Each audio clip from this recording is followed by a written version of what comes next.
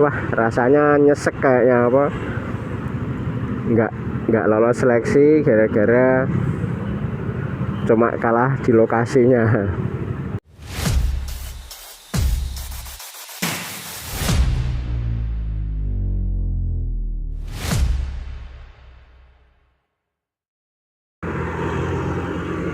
Assalamualaikum warahmatullahi wabarakatuh.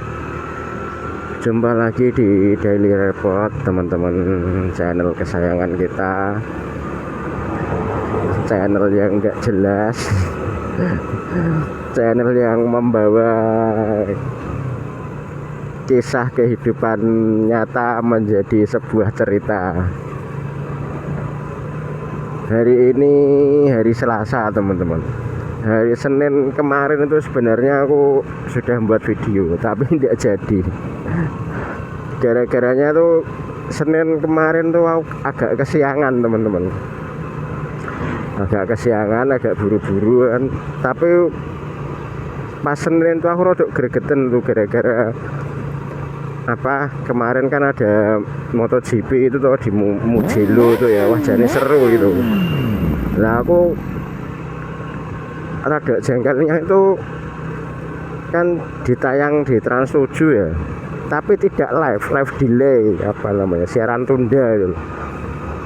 Nah, kan ya kadang namanya ya seneng ya, sampai malam ya tetap tak tunggu ya. Nah, akhirnya paginya kesiangan aku. Lah padahal tuh jane balapannya lumayan seru ya. Ya meskipun Peko kalah, tapi paling enggak kalau ada battle-nya gitu kan rak ngisen banget gitu loh.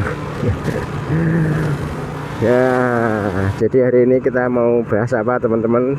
Nah, hari ini yang mau tak bahas itu, saya sekaligus ya mau menjawab atensi teman-teman di komentar itu. Kemarin pas aku buat video itu toh, sudah jatuh tertimpa tangga itu toh, kan aku minta teman-teman yang pernah ngalamin kayak saya silahkan di komen. Nah ternyata itu ada yang komentar itu masalah SPMB ya, nanti tak screenshotkan ya, tak tampilkan di layar nanti.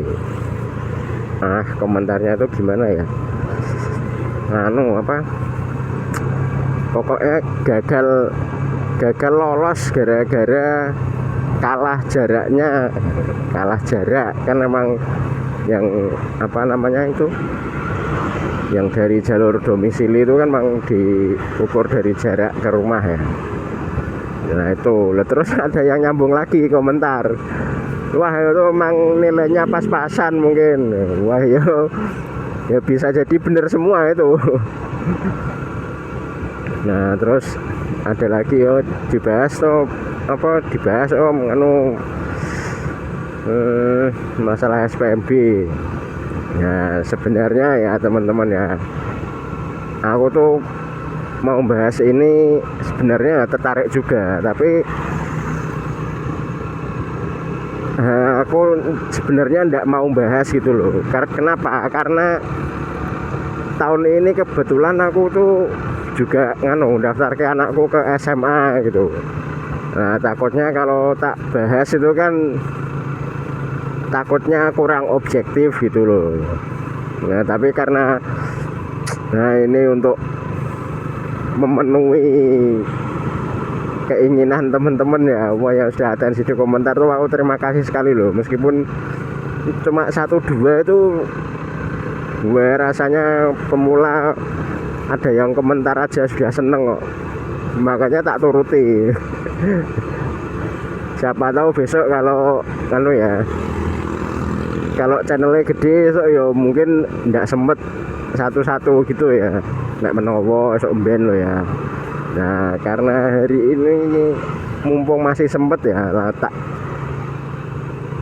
tak berikan apa yang kau inginkan, teman-teman. Nah jadi sebelum ke penilaianku bagaimana menurutku SPMB SMA tahun ini ya, aku tak cerita dulu nih Kebetulan kan aku juga tahun ini daftar ke anakku ke SMA. Nah jadi yuk, oh iya sebelum cerita aku lupa lagi ya, sebelum cerita jangan lupa buat teman-teman yang belum subscribe di subscribe dulu. Kemudian buat teman-teman yang sudah subscribe terima kasih juga buat teman-teman yang menonton video saya ini sampai akhir.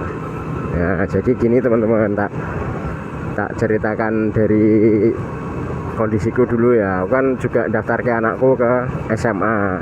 Nah rumahku kan Gunung Pati, makanya anakku tak daftarkan ke SMA 12. Nah aku sebelum daftar itu kemarin sempat konsultasi ya ke posko pendaftarannya di SMA 12. Ya di sana itu dijelaskan kan sama petugasnya, aku lupa ya tanya namanya ya, Pak siapa itu ya. Jadi untuk SMA tahun ini ada 4 jalur teman-teman. Jadi ada jalur afirmasi itu untuk teman-teman yang kurang mampu lah, bisa dibilang untuk keluarga yang kurang mampu. Jadi ada keluarga miskin, anak yatim, dan anak panti asuhan. Nah itu ada prioritasnya di jalur afirmasi, dan itu kuotanya 30% atau 130 kursi ya kalau di SMA 12 itu ya. Ya kemudian ada lagi jalur prestasi. Kalau jalur prestasi ini adu nilai teman-teman, adu nilai akademik dari nilai anak-anak dari semester 1 sampai 5 kan sudah ada rata-ratanya itu. Nah itu diadu nilainya, kuotanya juga sama 30%, atau kalau di SMA 12 itu 130 kursi. Kemudian lagi ada jalur mutasi. Nah kalau ini tidak dijelaskan ya, soalnya kalau yang ini mungkin untuk apa, anak didik yang dari luar daerah lah, dari luar provinsi, kalau mau masuk itu lah kayaknya itu kalau persyaratannya ribet ya. Jadi kuota afirmasi ini kalau menurut keterangannya Bapak Sopo ya, aku enggak, sayang kok lupa tanya namanya ya. Ya pokoknya bapaknya itulah, ini kemungkinan tidak terpenuhi lah, karena paling tidak ada pendaftarnya. Kemudian yang satu lagi ini teman-teman, jalur domisili. Nah jalur domisili ini prioritas untuk anak-anak yang tinggalnya di sekitar sekolah. Jadi diadu jaraknya dari rumahnya ke sekolah. Ya kuotanya juga sama 30%. Cuma nanti menurut keterangan beliau ya ini ya, dan ternyata emang pelaksanaannya ya seperti itu. Nanti untuk dari jalur afirmasi kan untuk tahun ini diperketat ya, enggak kayak tahun-tahun dulu. Tahun dulu itu kan pernah viral itu, cuma apa, banyak yang minta surat RT itu loh, surat keterangan tidak mampu dari RT, terus ke kelurahan dibuat daftar itu untuk jalur afirmasi lah. Untuk tahun ini tidak bisa, harus benar-benar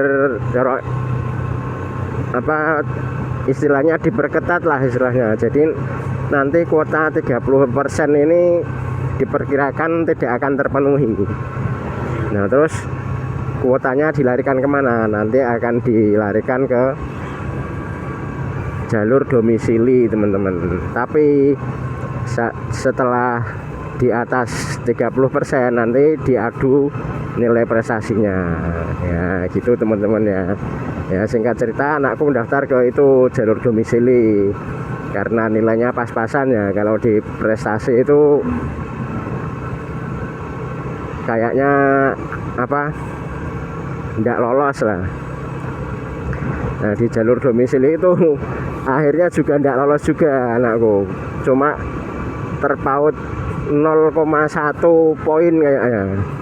Jadi yang terendah itu terakhir pas di jurnal itu 85,56 kalau tidak salah. Nah anakku itu nilainya 85,40 ya, tapi berarti emang enggak rezekinya lah mungkin lah ya. Akhirnya anakku tak daftarkan ke swasta teman-teman ya, meskipun di status pengumuman itu jadi cadangan ya, tapi kan yo cadangan kan yo kansnya kan kecil sekali. Sudah aku tak daftarkan ke SMA swasta, SMK sih jadinya di Ungaran itu. Nah, menurut kamu gimana Mas SPMB SMA tahun ini? Kalau menurut penilaianku ya ini sudah bagus sekali teman-teman.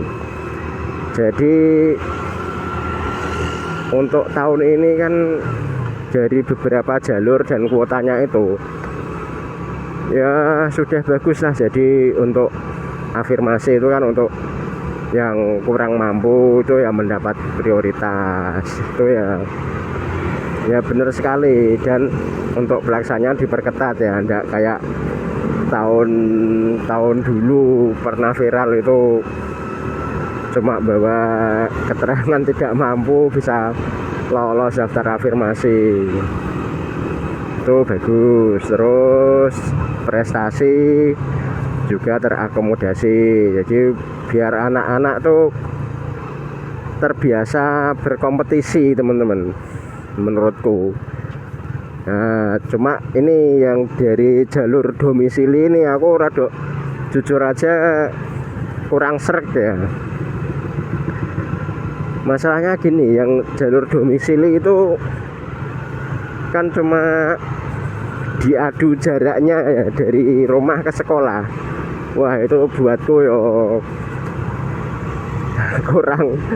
kurang masuk akal itu.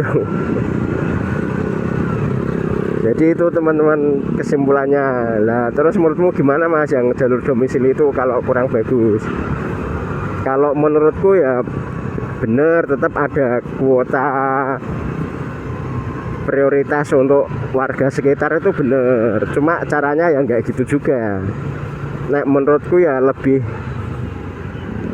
bagusnya ya ditetapkan dulu lah, misalnya yang mendapat prioritas dari jalur domisili ini yang jarak rumahnya misalnya nih ya 5 km atau 3 km begitu lah. Nanti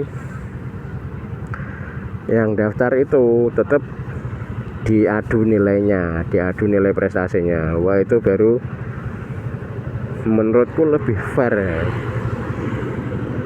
Karena kemarin kan ada yang komentar itu ya, wah rasanya nyesek kayaknya